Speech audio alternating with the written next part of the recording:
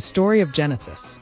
The album, The Lamb Lies Down on Broadway, 1974. In June 1974, Genesis found themselves at a pivotal moment in their career. The band, having evolved through various phases, was now at the cusp of creating one of their most ambitious and transformative albums. The Lamb Lies Down on Broadway. Genesis had entered a new phase, both creatively and personally. The group decided to record in a new environment, seeking a place that would inspire their next sonic chapter. They chose Headley Grange, a decaying old 18th century poorhouse in East Hampshire, previously inhabited by artists like Led Zeppelin and Bad Company. But when Genesis arrived, it was in a dilapidated state. The previous occupants had left behind quite a mess, and the house, with its eerie atmosphere, only added to the tension brewing within the band. Background: a band at a crossroads. Phil Collins recalls the haunting experience of living in the house with his first wife and stepdaughter. The place was filled with unsettling noises at night.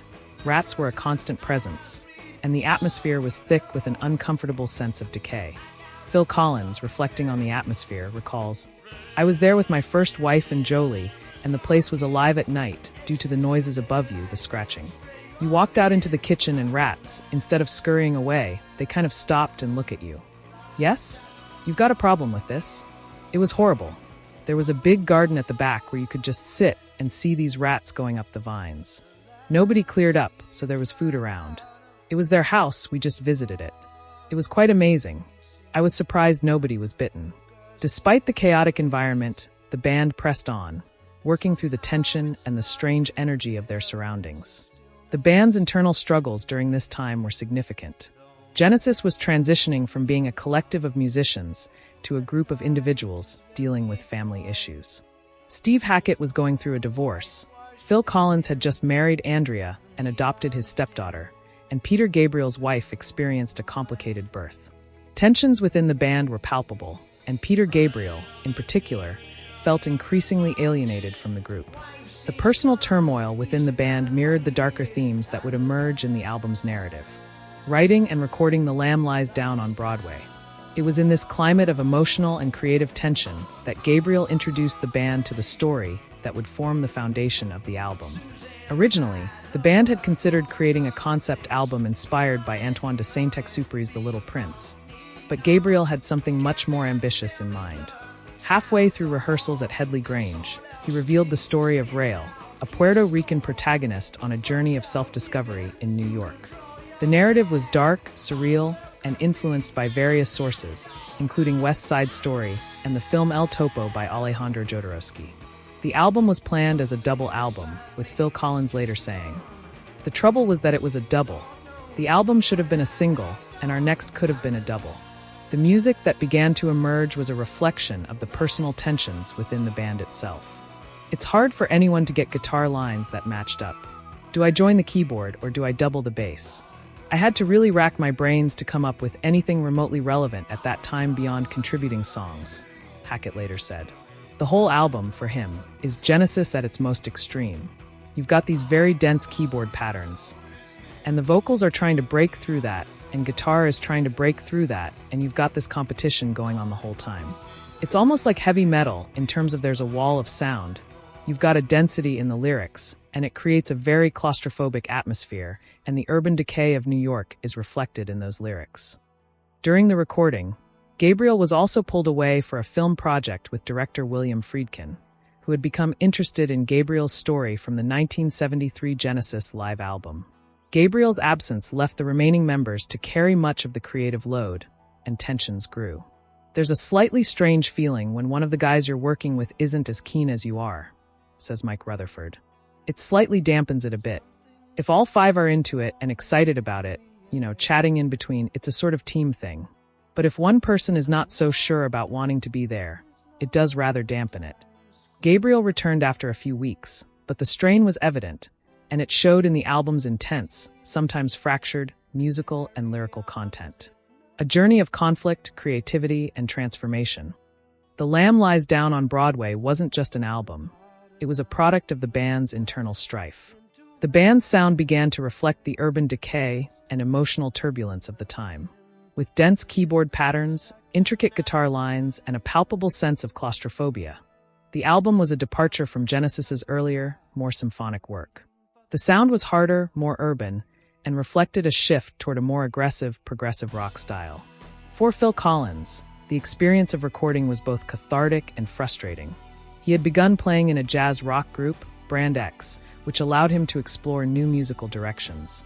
Meanwhile, the tension within Genesis was escalating, as Gabriel grew more disillusioned with the band's direction and his role in it.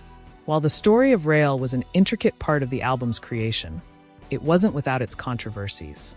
Tony Banks, for instance, was not a fan of the dark, street-oriented narrative, which clashed with his preference for the more romantic themes found in earlier Genesis songs like Supper's Ready. Nonetheless, the story and the music intertwined, pushing the boundaries of what Genesis had done before. In terms of the album's creation, much of the music was developed through jam sessions. The band, particularly Mike Rutherford, Tony Banks, and Phil Collins, often worked separately to come up with new ideas. Guitarist Steve Hackett found it difficult to navigate the dense keyboard patterns, but he still managed to contribute to some of the album's most memorable moments. For Hackett, The Lamb Lies Down on Broadway marked a significant departure from previous albums, with its wall of sound and dense instrumental textures. Despite the difficulties, the band managed to complete the album over the course of several months, including sessions at Glaspant Farm in Wales and Island Studios in London. The pressure was high, with the band working around the clock to finish in time for the scheduled release date. The experience, as Phil Collins recalls, marked the peak of their collective playing ability, as the mobile studio at Glaspant Farm allowed for an organic, unrestrained approach to recording. I think it was because it was not a proper studio. It was in this sort of barn in a farm in Wales, and it was basically like in a rehearsal room, and that's when we always played best. The songs on The Lamb Lies Down on Broadway reflect the band's personal and creative conflicts. The opening title track, The Lamb Lies Down on Broadway, set the tone for the entire album. Gabriel's vivid lyrics and the band's arrangements captured the energy and alienation of Rail's journey, yet the collaborative process was fraught with tension. Collins noted, "What I remember mostly about The Lamb is the four of us in the big room jamming and writing and recording, and in the other room Peter writing the lyrics to the things that were already there." Despite these challenges, the band's collective efforts brought some of their most dynamic compositions to life, including the haunting Fly on a Windshield, which encapsulated the dark, urban themes of the album. On the track In the Cage, the band moved into a heavier, more complex territory, with shifting time signatures and dense instrumental textures. Collins remembers, "We worked well together on The Lamb. The two albums gave us the room to do it." Other songs like The Carpet Crawlers and The Lamia explored more emotional and mystical themes, offering some respite from the chaos of Rail's journey. These tracks were more reflective, and Gabriel's lyrics evoked a sense of longing and surrealism that contrasted with the album's more aggressive moments. Individual songs, a selection. The Lamb Lies Down on Broadway. The opening track introduces Rail, setting the stage for his journey through an enigmatic and surreal world. The song is driven by a distinctive bass riff from Mike Rutherford and a rhapsodic piano intro by Tony Banks. The song's structure follows an expanded version of the traditional AABA song form. Lyrically, the references to New York and the introduction of Rail set up the album's urban yet otherworldly atmosphere.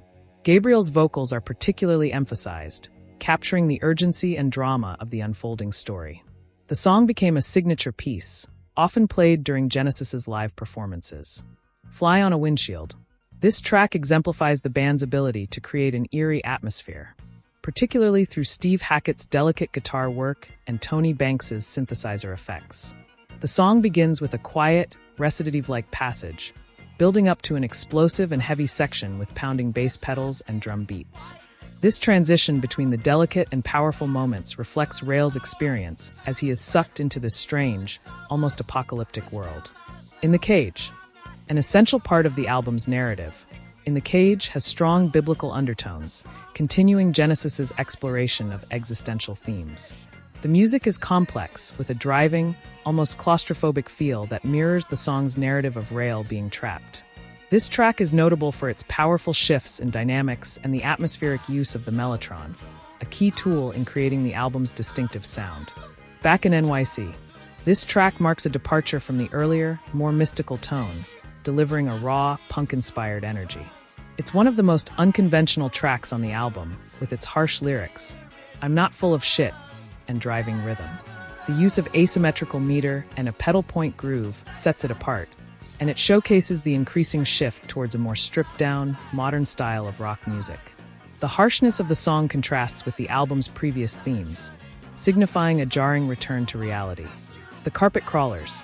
Perhaps one of the most well-known tracks on the Lamb, The Carpet Crawlers features a compelling melody and the characteristic cascading arpeggios from Tony Banks. The song's haunting, ethereal quality has made it a fan favorite, and its themes of escape and entrapment reflect Rail's ongoing struggles. It was the second single from the album and remained a staple in Genesis's live performances. The song's lyrics delve into the dreamlike and surreal qualities of the narrative, with an introspective, almost philosophical exploration of identity. The Lamia, one of the more intricate and beautiful pieces. The Lamia uses the mellotron to evoke water imagery, drawing on literary influences, particularly John Keats's 1819 poem Lamia. The song's eerie, descending harmonic progressions parallel those found in other Genesis tracks like Fountain of Salmacis, reinforcing the album's thematic cohesion.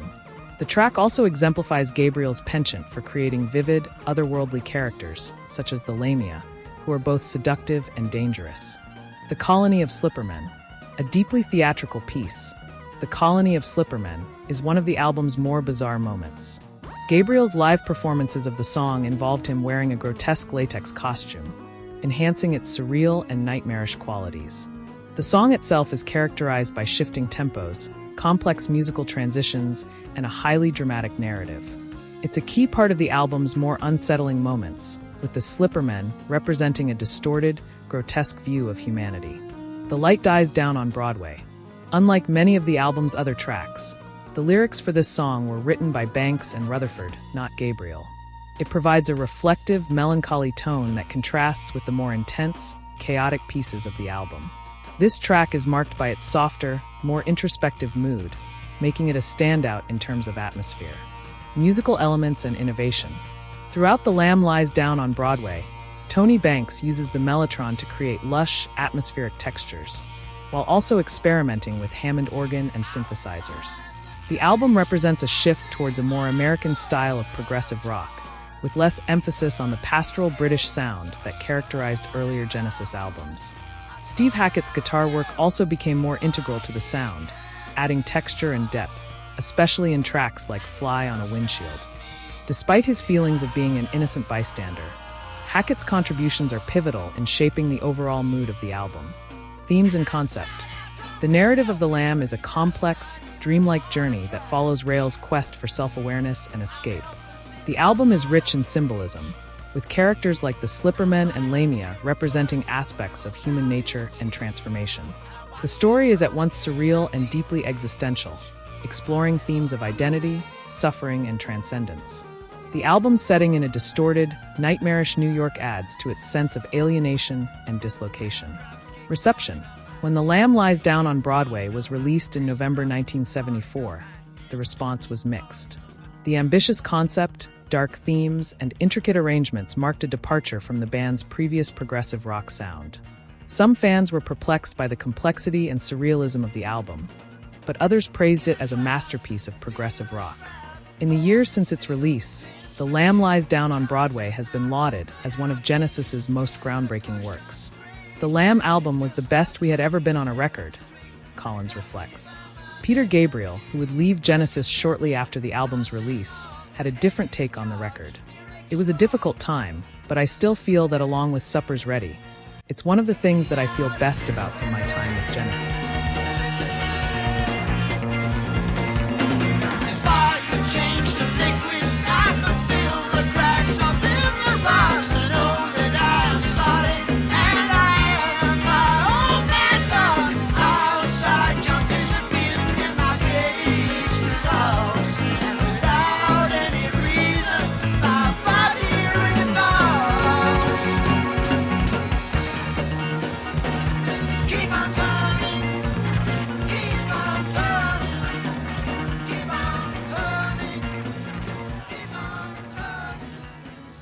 For the rest of the band, The Lamb Lies Down on Broadway marked the end of one chapter and the beginning of another. They would go on to find success without Gabriel, but the Lamb remains an emblem of their most ambitious and turbulent period. Despite mixed reactions upon its release, The Lamb Lies Down on Broadway became a landmark album in Genesis's discography and in the progressive rock genre. Songs like The Lamb Lies Down on Broadway and Fly on a Windshield are still considered some of Genesis's best work, with their intricate arrangements, powerful performances, and evocative storytelling. Gabriel's narrative, paired with the band's evolving sound, challenged listeners and critics alike. While it marked the peak of their collective creativity, it also signaled the end of an era. Gabriel soon left Genesis, but The Lamb remains an emblem of their most ambitious and turbulent period, a testament to their creative transformation, personal strife, and the evolution of their music.